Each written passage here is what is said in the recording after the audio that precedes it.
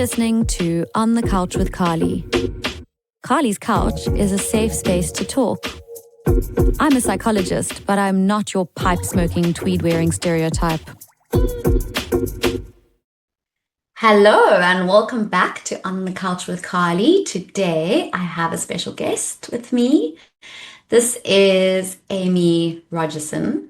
Amy is someone I know personally, but also through Instagram as a social media, I don't know, sorceress, let's call you that, like a vixen. She comes with a vibe that is uniquely hers, and I can't wait to share with you some of the wild things that she thinks and shares about motherhood in particular. So I'm going to read a quick bio of hers that she's written, and then I'm going to leave it to her to explain if there's anything else that she would like to introduce herself as, so that you get a feel for why we're having this conversation. But okay, Amy is a mother to 2 boys, a postpartum care provider, a maternal health mentor, a teacher, a yoga therapist, a counselor, and what you describe as capturing it all is someone as a spiritual midwife. A midwife means with woman or mother. So you support women through major life transitions and mothers through preconception, pregnancy and loss, birth and trauma to postpartum. Postpartum simply means after birth. Mothers are postpartum for life. My passion lies in teaching and supporting women to create their own sense of safety in their bodies and lives so that they may feel good and are fulfilled as mothers and creators. So Amy, I'm so excited to have you here. Tell my audience about this calling that you have and what you're passionate about and what do you do? What do you do on Instagram? What do you do in real life? Yeah. Thank you. Thank you for having me. I'm feeling particularly feisty today. Let's see what comes. No, I had a really awesome session with my group of women that I'm running a creative mentorship with this morning. So I always come out of those calls supercharged, and that's what my work does for me. And I really designed it that way, and I designed it off the design that I feel like is at the center of a mother's physiology and her capacity as a bridge between form and formlessness, like heaven and earth, matter and spirit, what we have the potential to create and build in our culture because of the power that comes with not only our physiology, but what our psyche is designed to do. And at the center of that is that in order for my family to be okay, I need to be okay. And in order for our communities to be okay, the families need to be okay. And in order for the culture to be okay, community needs to be intact. The communities need to be okay, in connection, communicating, communing, doing the things that communities do. And not to kind of romanticize an old way of life of how we maybe lived hundreds of years ago, although there is wisdom to be taken from that. But really, with all the knowledge that we have access to these days, which can very much be a burden, can be something we can get trapped in, but also when we use it to our advantage to really create a way of life and a new culture that supports thriving life on this planet. Because if we look at the planet right now, it doesn't really seem like it's thriving. And really, I guess at the center of what led me to this work is really like my own personal healing journey, which is very connected to becoming a mother. And also, yeah, my own journey with addiction and depression and anxiety and all these kind of things that also or very much became even more illuminated, but in new ways when I became a mother, and my health. So it has been imperative for me to heal and take care of myself, and not necessarily in a very superficial kind of self-care way, like I'm going to do my nails or but something much deeper, which I think that our time is really asking of us as a culture and as a generation, I would say, to do the work, to do the work. And like what that looks like for each person is going to be very different. So my work before becoming a mother was I was in advertising, and then I straddled freelance copywriting and strategy for a while with my other side gig, which was yoga teaching. And then I started doing counseling with women who struggled with pregnancy loss, and because that was part of my personal journey, and running circles for women in London. And then when COVID hit, that all kind of went online, and then we moved back to South Africa.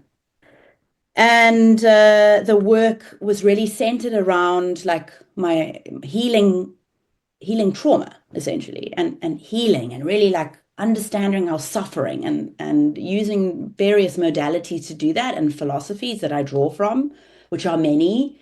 But the distinction between when I became a mother, which is also when I lost all my hair, and yeah, we call it alopecia, you can call it whatever you want, but I'm bald, I have no hair, really coincided with this understanding that my work needed to be more an expression of my power than of what has traumatized me.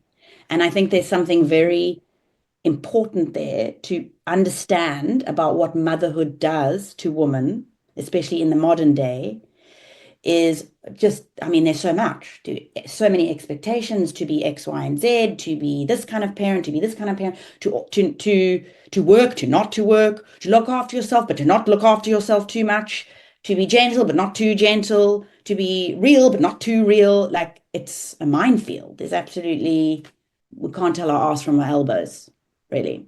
So yeah, there's a piece around it. There's a big piece around healing, and more so in recent years for me, it's become about like, how can we create the culture that we want? And that's actually quite simple. It starts with us. Everything starts with us.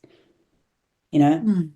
if I want to be happy, what are the things that I need to do to make me happy? I mean, I know that sounds pretty simple, but for a lot of people, that's a radical concept to actually put into practice. Actually put into practice. Like, really, what does make me happy? What do I allow myself to want and to take from life, so that I fill myself up, and I that becomes a magnet, and also a place that my children want to be in. They want to be in and around a mother who is resourced and nourished and in her power, and creating life, not hiding from life, not afraid of life, not cowering, not staying small, not pretending.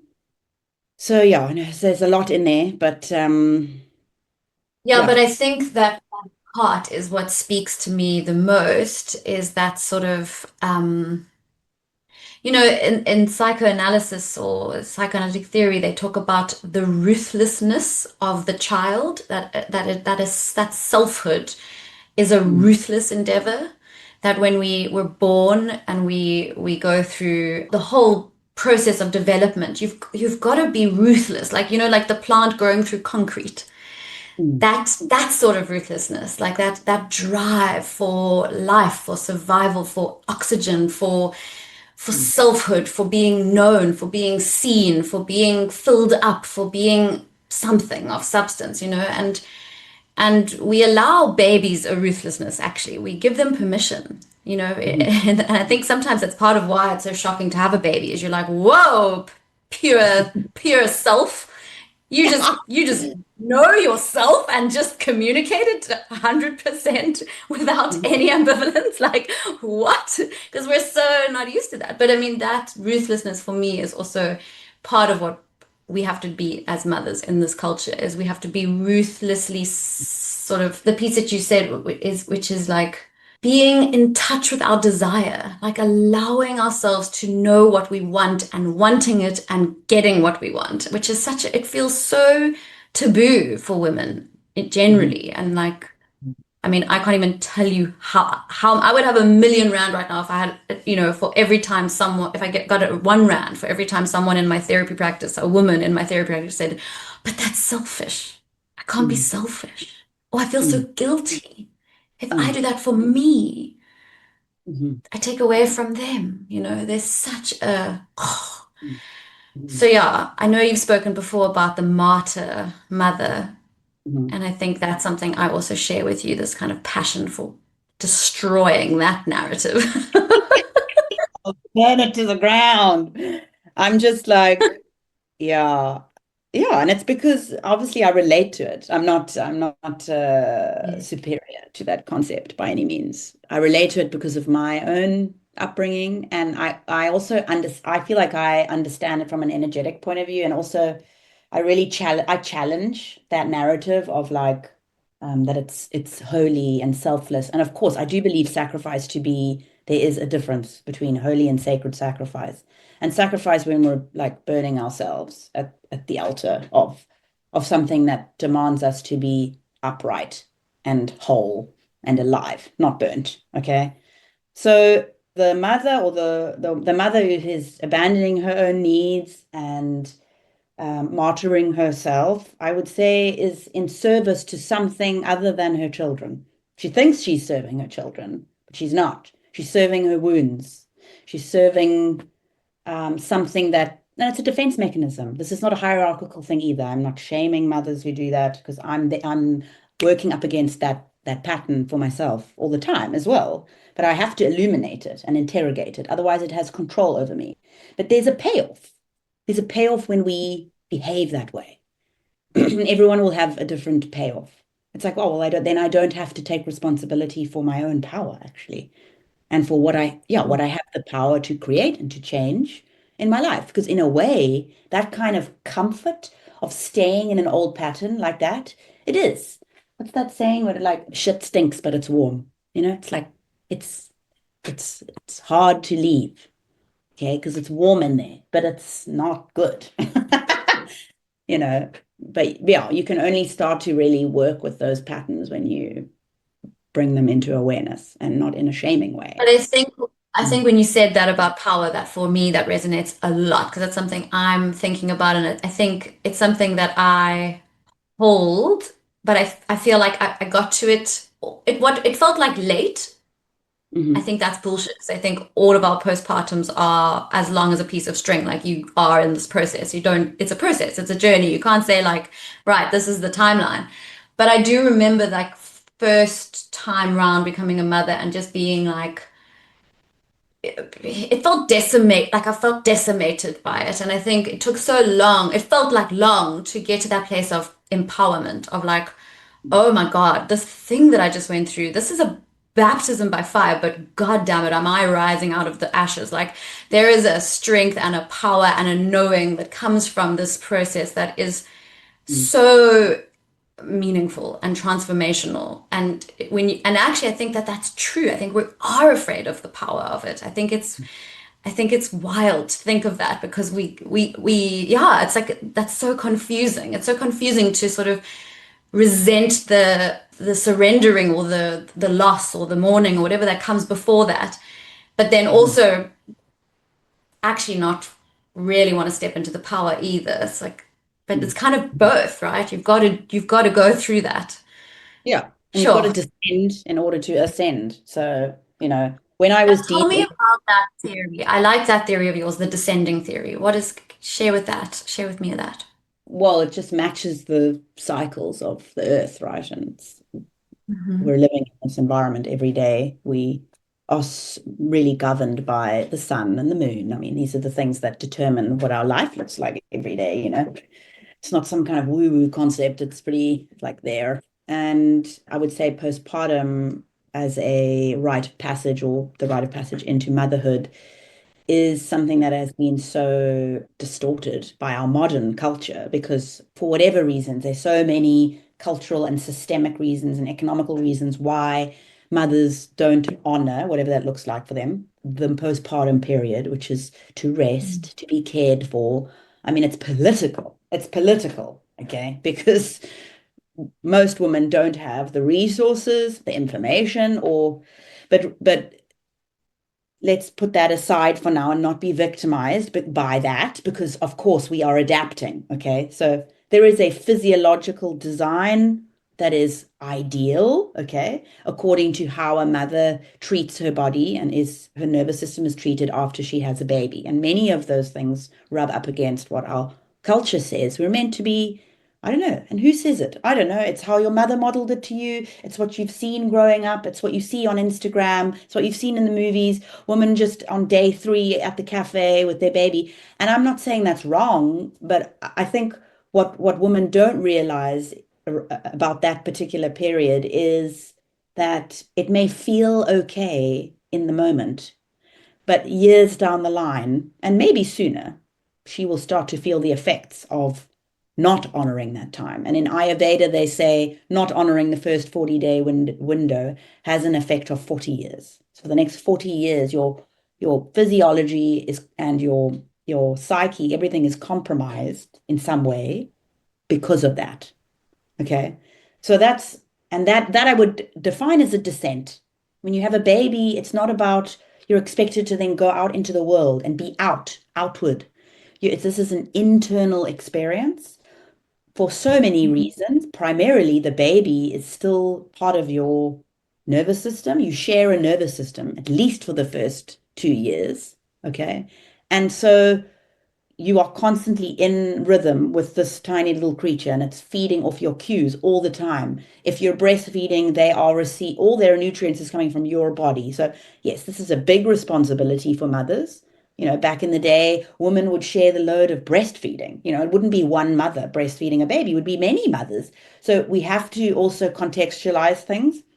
But when you look at just the physiology, there are requirements that set us up for success, set us up for thriving, so to speak. So when you don't honor the descent, just like, if there was no winter, okay, like there would be no organic, there should be an organic response to beginning to descend into autumn and winter, okay, in the place where you live, where you begin to hibernate. Your food changes, what you're eating, your behavior changes, the things you do with your kids change. And this has the cyclical way of living has a wisdom. It's not random, just like our hormones are also very acutely attuned to the light of the sun, like what happens when the sun comes up in the morning, what happens to a woman's hormones and a man's hormones is also very different. And the same when the sun sets. So there's a natural ascent and then a descent just in a 24-hour period. So in a woman's life cycle, there are many periods where she is ascending and descending. Our menstrual cycle, we are ascending after we finish our period, and then we begin to descend after we've ovulated. It's all when you skip when you skip an ascent or you skip a descent, then there are consequences. It's really as simple as that. I read it as kind of a Mm. natural law, right? So if I don't rest, and not only in postpartum, but as a general practice, if I don't try to adapt my work schedule according to my luteal phase and my cycle, when I know my hormones are going to be a little bit out of whack, especially now I'm in my 40s, then yeah, I pay the price later on. And sometimes I can't control that. I'm not anal about it. I'm not like some, doing it all. No, it's just about knowing it and doing my best and also seeing the results. It's like, okay, well, I honored it last month. Look at how much better I felt. Or, I went to bed at 9 p.m., felt a lot better. Doesn't mean I don't love a party every now and then, obviously, there's a balance. I do Yes. really motherhood is a really beautiful expression and embodiment the of the paradox because it's both brutal and beautiful. So I think we are in a unique position to almost if there's a definition of enlightenment, that's what it is. Many philosophers say that. It's the ability to hold the opposites. And motherhood is what's such an extraordinary opportunity to do that. But what women and mothers often do is go into these binary, like our culture encourages us to do, to be against one another, to be in separation, to be in competition, as opposed to holding both, working together.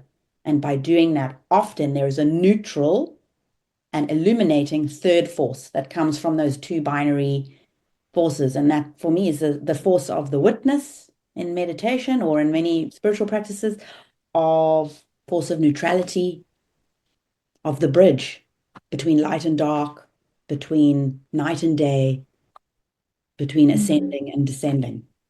You know, there's like this Mm. neutralizing thread that's available when we are able to hold those opposites. I love that. I love what you just said about paradox. And I think that is such a, I mean, I had no idea that that was what I was going to confront in such Mm, a visceral way. And mm, I think I felt very resistant at first to it. And I think that it's so interesting. It's like, it does end up becoming like a spiritual teacher in a way that, you go on that sort of spiritual journey of like, you know, I guess you resist it and then it mhm, returns and you resist it. It's like you're fighting yourself, but in the end, you surrender and you get to that place that you just spoke to, which is, I mean, for me, I think there's just something so human about it all and so humbling about it all that if you do hold both sort of polarized experiences in your mind, you kind of almost just are reminded of your own insignificance. Actually, you're just like, oh, I'm just a human being, just doing this life. I'm just this, I'm just this small little creature on this planet, and there's like this wisdom that's available to me, but it's the same wisdom that has always been available to me, which is that it's like a remembering of something that I've obviously always known, that then mhm. is just as easily forgotten, and that is really just being human, right? Like we just that's the journey, and you never get to the top of the mountain. There's no top of the mountain. Humbling. I mean, motherhood is humbling. Parenting is humbling. I want to Mhm, ask you though, practically, just from this place of like, I mean, it's like a philosophy, but if you were mhm, to work with a new mother, and I know that's some of what you do, is you have one-on-ones with new mothers, mhm, what would you advise, or what does your sort of postpartum care strategy look like in terms of like that, honoring the descent, honoring those first 40 days? Like, what are some of the things that you encourage moms to do or think about, or what do you know they're going to come into contact with emotionally and psychologically and spiritually in those days? mhm. So there are 4 or 5 pillars of like the ideal postpartum care. The foundation pillar is community, and that as a pillar is really connected to the mother's nervous system. So the mother's nervous system is the most important aspect of postpartum care. And when I if I define postpartum as how I define it, which is literally after birth. So that means the entire of a mother's life, okay, everything is centered around her nervous system needs to be resilient, okay, and especially in that very early window when she's completely been turned inside out by birth, okay, and that's birth's design. Regardless of how you give birth, that's the design of birth is meant to turn you inside out. She's extremely vulnerable.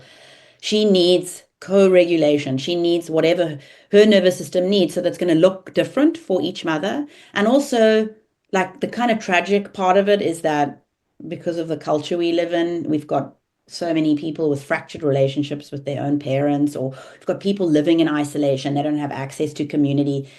And also, so many of us are also playing out very wounded nervous system predispositions, you know. So when somebody has a baby, they might be feeling afterwards, they might be feeling, yeah, super under threat and vulnerable, and their default response based on whatever their childhood was or whatever their imprinting is would be to shut down and isolate and not ask for help. So what the nervous system thinks it's doing, it's protecting you because that's what it thinks it's doing, right? Because that's your pattern.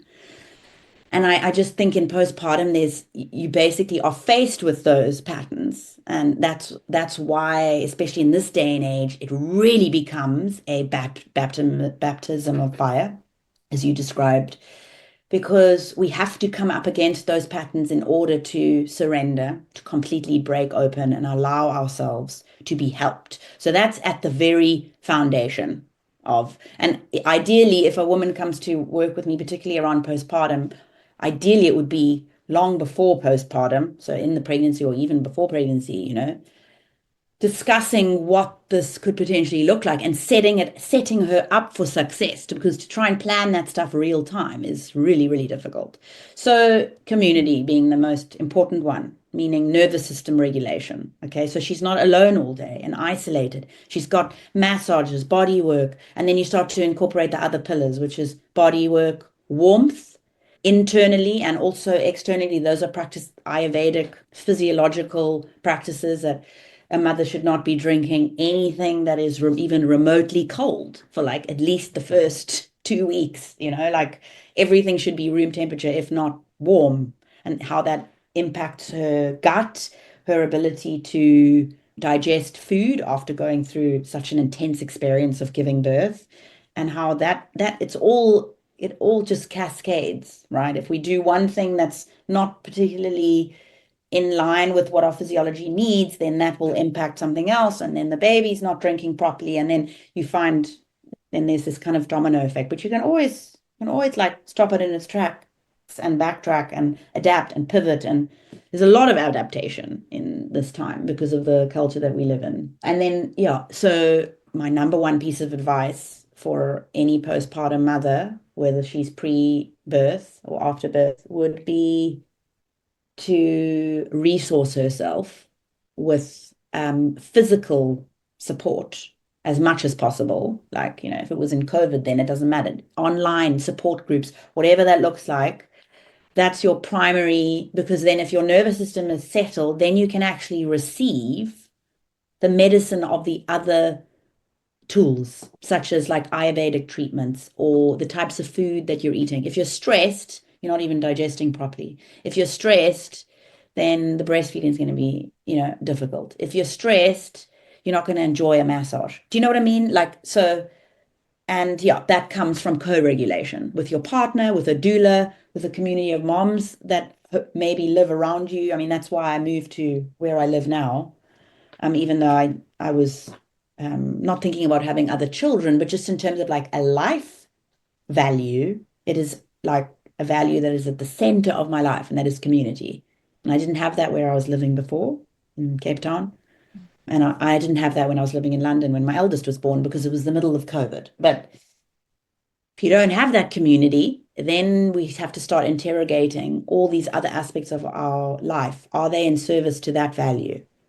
Well, if you're living in a high-rise building in the middle of a city, maybe you need to think about that and change it. So it should require, one of my favorite things to say, and or to like zoom out and look at, is this concept where parents say, or this feeling you have when your children are behaving like maniacs, or you're having a particularly challenging day as a mom, and it's like, well, my children ruined my life, or motherhood ruined my life. And it's like, well, yes, it should have. When you have children, your life should be in ruins, because you have to start over. It should be in ruins. You should have felt and gone through a baptism of fire, because that is really honoring the descent. And I'm not saying that that's easy by any means, especially in a culture that really rejects the descent and rejects darkness. It's all about producing, constantly being on and available and positive or whatever, when actually it's natural and normal to feel depressed, to feel down, to think your children ruined your life, to really feel the density of what it means to like become a mother, especially in this day and age. And I loved what you said about ruthlessness. And I loved what you said about, yeah, like it breaks you open, and you have to let that happen. The more you resist that, the more of a fight it's going to be. Has to break you open. And there's only so much you can prepare for that. But once you're there, you need to have people to hold you and catch you, because doing it alone, that's not fun. Then you can get swallowed by the descent. And that's what I talk when I talk about you spend too long in either the ascent or the descent. You spend too long down here, then we can get stuck there. And then it's a much harder journey to get out. And that's a very real thing. I mean, I've 100% gone through that, pre and post kids. Yeah, I mean, I think that what you're saying is so I think this is your unique point of view, actually. If I think about what you write on Instagram and how I understand what you represent in this, I guess the matrescence space, Mhm. the sort of like, the discourse of matrescence. For me, that is something that I associate with you, which is this idea of being okay with the brokenness, the feelings of being ruined, the descent, the darkness, that is what you call the medicine. Like you go through that for a reason, and there's something about that. And I mean, there's this book that was written last year or the year before called Matrescence by Lucy Jones, and she speaks about matrescence as a transformational experience, a metamorphosis. And she's an ecological journalist, so she always, I don't know if you've read it, but she speaks to these other organisms that go through metamorphoses, and it's just fascinating. Like she speaks about, I mean, even like moss and lichen and all sorts of this like space in like this dark forest type. She keeps on bringing back the dark forest, and it's so interesting. This like Mhm. that like mycelial nature that is within all of us, that connects all of us, that sort of decomposing, rotting place that we actually then that life comes from, that we get born out of that again. And but we resist going there. And I think when we do resist it, or as you said, if we're alone at all, or for me, it's simply about just having the narrative of it, like having someone just saying, that's what this is, feels so meaningful to me, because I think without that, it feels so sort of formless, and you're just like Alice kind of like falling through this space rather than having that context or that sense of that knowing of like this is it, you'll be okay, but it's Yeah. also not okay, and it's okay for it to not be okay. Yeah. Sure. Yeah. Beautiful what you describe about, yeah, the reflections in nature. I haven't read her book, but I've listened to lots of podcasts with her. And I would say my number one resource nowadays is nature. And I'm not some like hippie. I'm really not. But I draw so much strength from nature. So much strength because it's reflected back to me all the time. Even just down where we live, we go down to the beach at winter, there's dead seals and there's rotting kelp and all of these things are part of the ecosystem. Without the decay, there's no growth. So yes, we need that narrative, and I think some people will need that more than others. Like it really, I think that's actually what people receive most from me is the medicine of permission, because no one is Yeah. given the permission to just feel how they feel. Everybody's told how to behave and how they should be feeling, and no one's having a place where someone or a space is reflecting back to them the truth of how they feel, and that it's okay and normal to feel like that, and you're not broken because of it. You don't need to be institutionalized, or sometimes you might want to be institutionalized, and I say can go for it, whatever it takes. But as long as you're conscious and you Yeah. understand that you are arm in arm with life and with a practitioner, and with you are not being controlled. Okay, you have the power to know, to create your own narrative, and to like make decisions with someone else, not be always told what to do. And that applies in a lot of different environments with mothers, right? In the spaces that we occupy, in the places that we go into, you know, hospitals when we're giving birth, or doctors when we go there with our children, just to always know that we also know. We also know, there are a lot of people with a lot of knowledge and a lot more credentials than we have.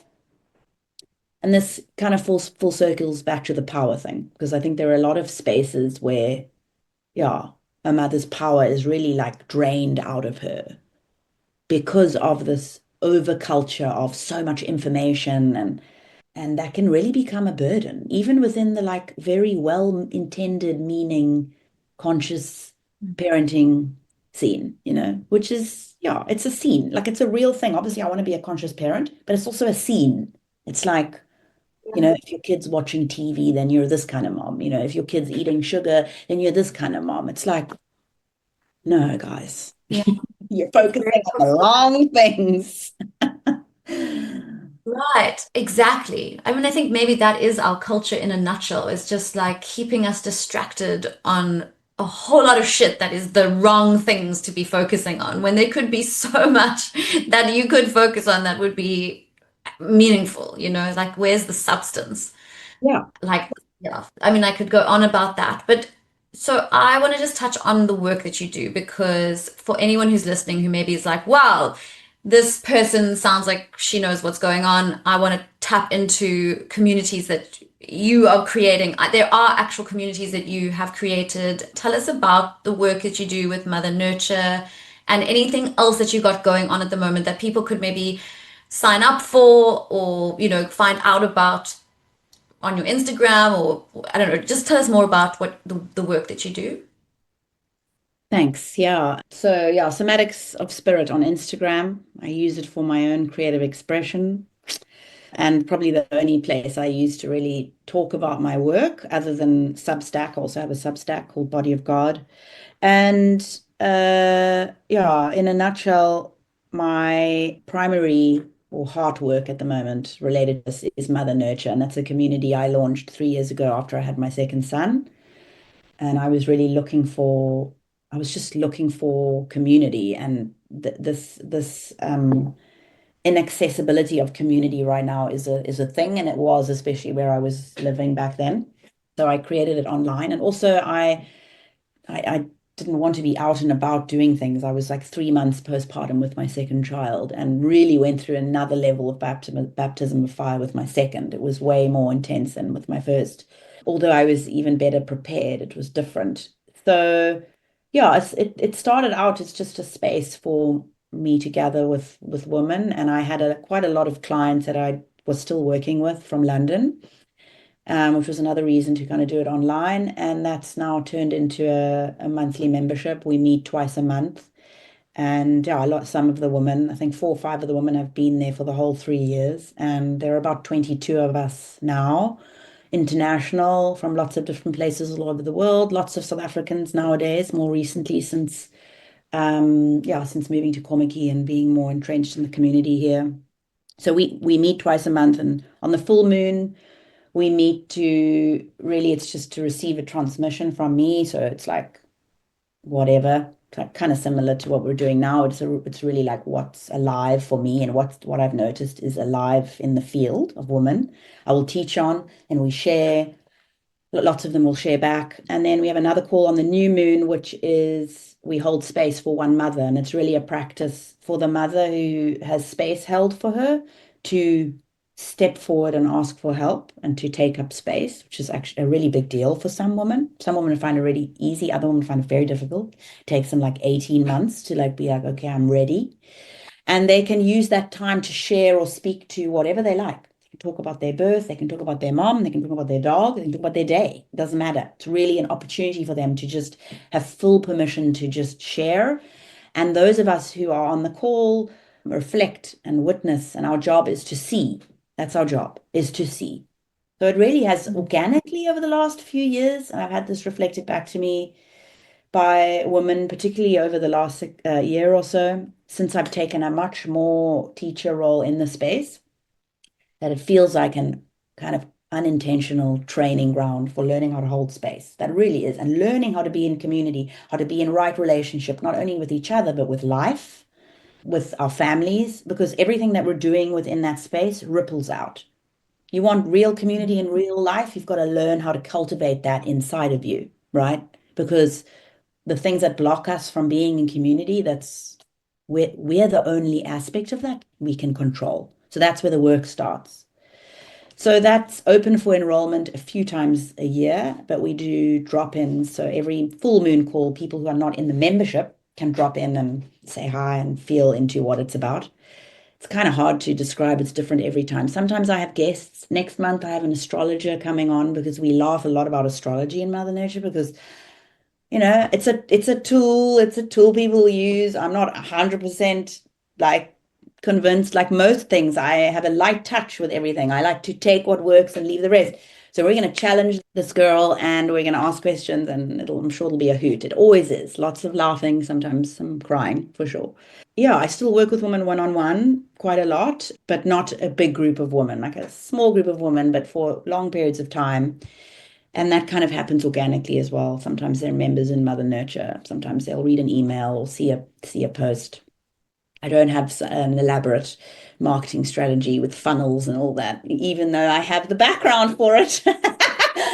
It doesn't feel in integrity with who I am, and I feel like it really keeps my work really clear and precise and strong. And yeah, and then the other program community that I run and hold is Mentorship for Mothers, a creative mentorship, which is more hands-on in terms of yeah, really working with stands in the way of us accessing and working with our life force. So it sounds like, oh, creative mentorship, cool. Yeah, we're gonna sit and paint together. Not really that. It's a bit deeper, like everything is with me. Although painting and some creative stuff will be part of it.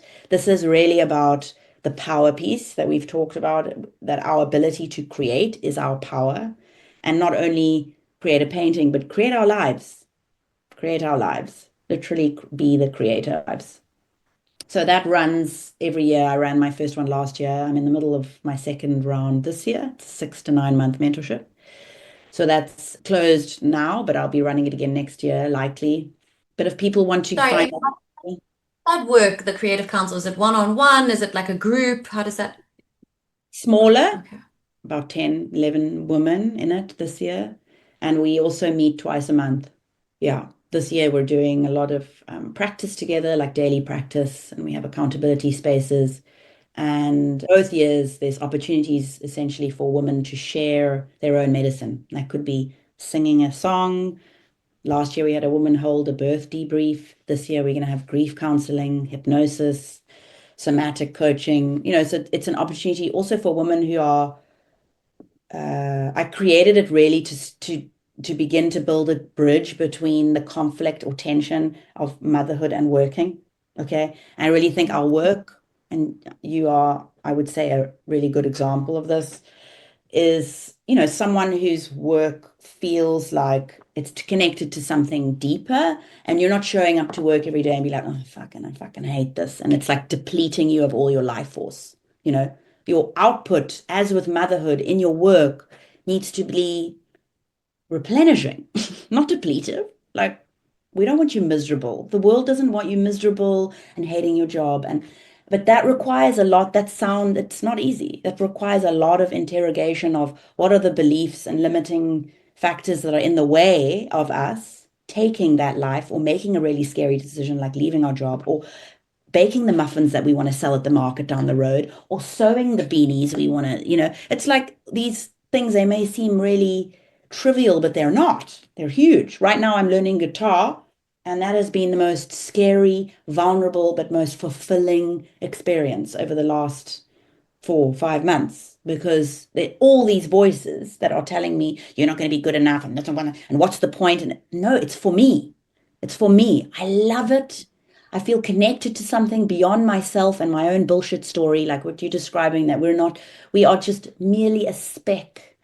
Everything dissolves when we are in touch with that part of ourselves that is an expression of the essence of who we are. And there's only one Amy Rogerson, there's only one Carly Abramovitz. And that's not to say, oh, I'm special. It's actually just to know who you are. Who am I? What am I here to do? And what am I allowing myself to want and create in this life? Mm. So I'm actually super excited. I mean, I've known about Mother Nurture for a while and I've loved the concept and it's a beautiful concept. And I actually do tell people about it because I think we do need spaces like that as mothers. And I think mothers also, I've worked with lots of people who don't like the idea of a mother, a support group or a mom's group. They tend to be quite difficult spaces and they sort of replicate the same sort of societal narratives of, like there's competitiveness and there's, perfectionism and there's just, martyrs, it's the whole thing. So, like, I do think that what makes that space unique, the Mother Nurture space, is this kind of, you've said it before, but it's like you don't give advice, you're not interested in, telling people what to do. You just ask, I think that that thing of seeing a mother Mm. and that being seen is such a transformative experience and nourishing, Yeah. nurturing.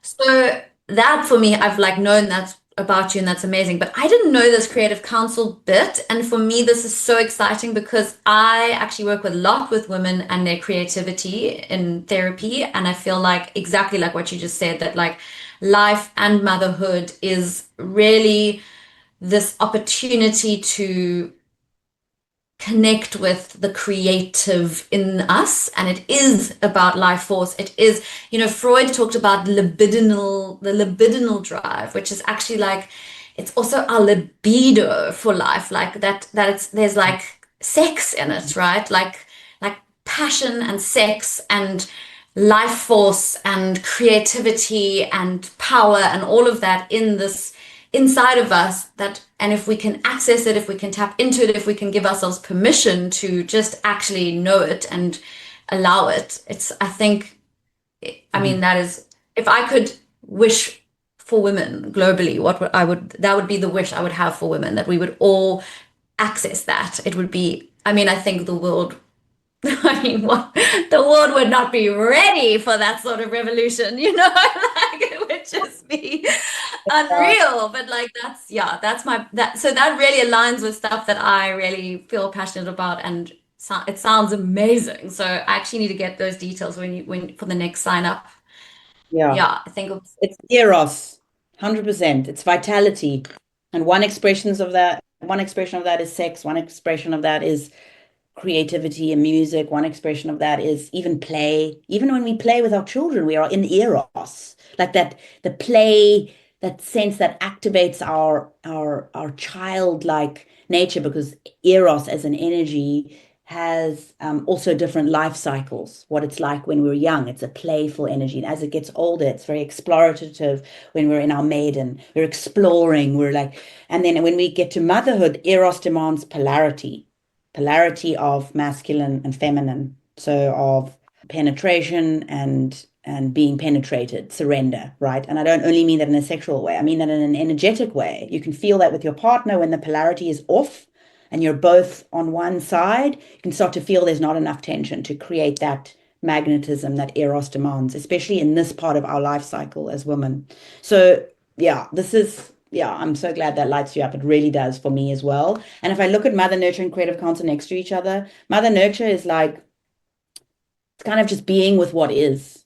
And really, like you said, there's no advice. You are not here to ask for a gut healing protocol and we're going to give you answers. It is not a place to ask for where you can buy, this thing for your pram. Absolutely not. There are so many fucking groups for that. We don't need any more of that. It's a place to be with what is. And when you be with what is, it's like the energy of surrender and acceptance. You have the potential and power to create what you want. And that's what creative counsel is. And I look at them, I zoom out, and it's an organic progression because that's what I embodied. I embodied that surrender. I embodied that being with what is. And because of that, I gathered strength and power to be able to create what I wanted, which is a life and work that literally feeds me as a woman and a mother. It is my form of therapy.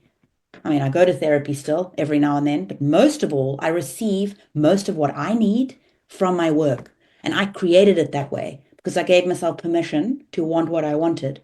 And I felt like I was deserving of having a life where I could mother and be at home with my children and also paint with women on Zoom for fun. Swear and laugh and sing with women on Zoom. Literally get paid to do. I love that so much. And that is the perfect sort of full circle from where we started this episode. So I'm gonna close off now. I love everything you just said, and thank you so much for being here. And we will continue this conversation. And yeah, I will put all of Amy's details in the show notes of this podcast so you can find her. And yeah, I look forward to all the comments, and please share with us what you think of all of these incredible ideas. Thank you, Amy, and I'll see you again. Thanks, Bye. Carly. Yeah. Thank you so much for listening to On the Couch with Carly. If something in this episode resonated with you or made you feel less alone, that means the world to me. You can find us on Apple Podcasts, Spotify, and now in video format on YouTube. For exclusive content and resources, visit our website at onthecouchwithcarly.com. If you enjoyed today's conversation, please consider leaving a rating or review. It really does help others discover our safe space for authentic conversation. Until next time, please take good care of yourself. I can't wait to be back on the couch with you again.